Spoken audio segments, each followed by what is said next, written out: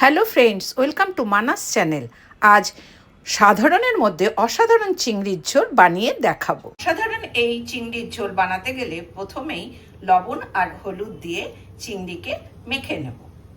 বানিয়ে নেব স্বাদ মতো আদা আর কাঁচা লঙ্কার পেস্ট। কাঁচা লঙ্কার মধ্যে এই ধরনের লাল লঙ্কা থাকলে ঝোলের রং সুন্দর হয়। যেহেতু আমি শুকনো লঙ্কা বা রেড চিলি পাউডার ইউজ করি না, তার জন্য এই ধরনের লঙ্কাও ইউজ করি। এভাবে দুটো আলু কেটে নিয়েছি। চিংড়ি মাছের এই রেসিপিটি খুব সাধারণভাবে রান্না করা যায়, অথচ খেতে হয় দুর্দান্ত। চিংড়ি মাছগুলোকে ভেজে নেব। চিংড়ি মাছগুলোকে খুব সুন্দর করে লাল করে ভেজে তুলতে হবে। ভাজা হয়ে গিয়েছে। এই রেসিপিটি আমি আমার মার কাছ থেকে শিখেছিলাম। কড়াইয়ে আবার তেল দিয়ে দেব 5 ফোড়ন,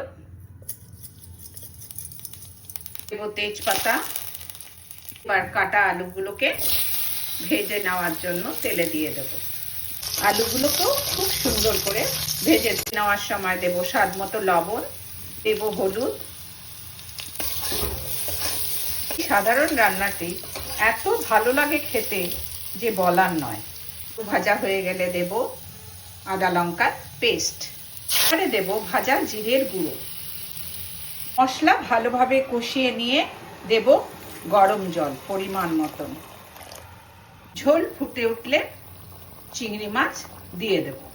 রান্নাটি এত সহজে আর এত ভালো খেতে কি বলবো। চিংড়ি মাছের অনেক রকম রেসিপি হয়, তবে আমার মতে এই রেসিপিটি অপূর্ব।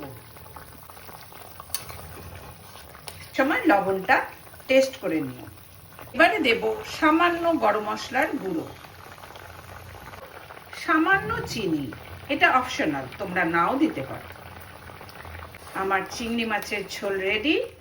আমার ভিডিওটি যদি তোমাদের ভালো লেগে থাকে অবশ্যই লাইক, শেয়ার, সাবস্ক্রাইব করো।